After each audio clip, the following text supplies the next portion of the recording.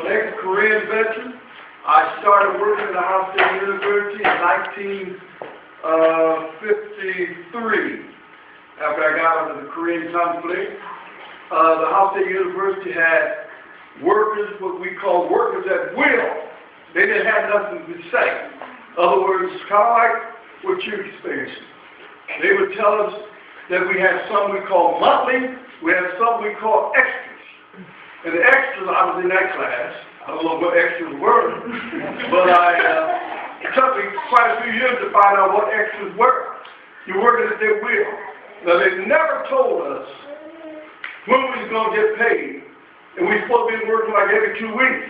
I heard someone here talk about how you had to wait for your pay. Well, maybe we get paid on the 1st, and the next time we get paid on the 5th of April, but only the 1st, so look at all those days they gave. But going back from that, what really happened was, one day everybody got tired of it. It was a case of where nobody started a union just to say we ain't going to take it anymore. That was, before I tell what we did do, I want to warn you and I want to ask the students to speak out for me. Because the story that they told tonight is worse than what happened to us as extras. Not just blacks. It was poor white people that was extras. The maintenance men were extras. Everybody was extras, except they had a Monday, and that was the managers. The Monday people was walking around like they were kings and bosses. But we decided one day we wasn't going to take it anymore.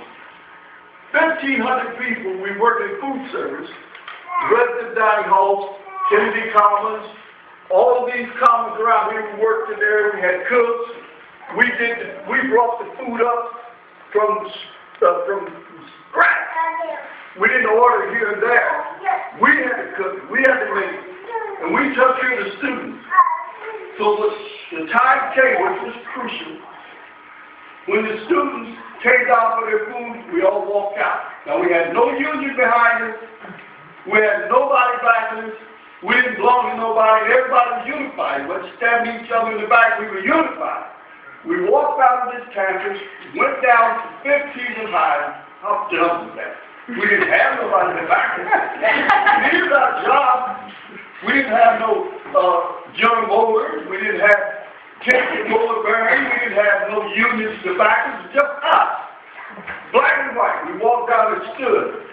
Pretty soon I seen about 10 paddy wagons, but this in those days wasn't red, white, blue, it was just black and had Columbus police on. I said, oh my God, we're going to go to team.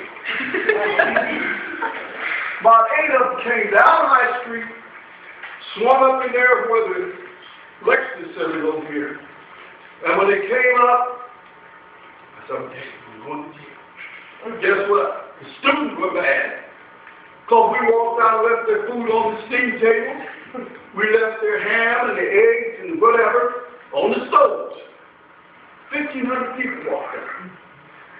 And when the police came, students were throwing snowballs at them. But when the police came and started arresting the students, I said, what's happening here? They're arresting students. That evening, the students joined up, and we got a union. And now cases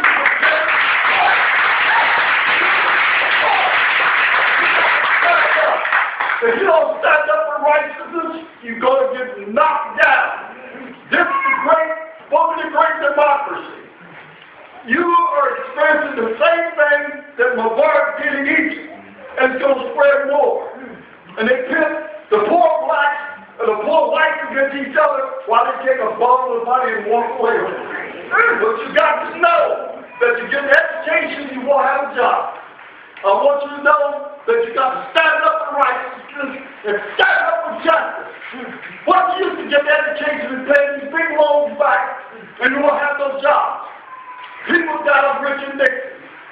And I didn't like Nixon for his southern strategy, but I liked it because he loved Americans, and he would have never allowed the adjustment whites to go out of this country like Clinton and Reagan did.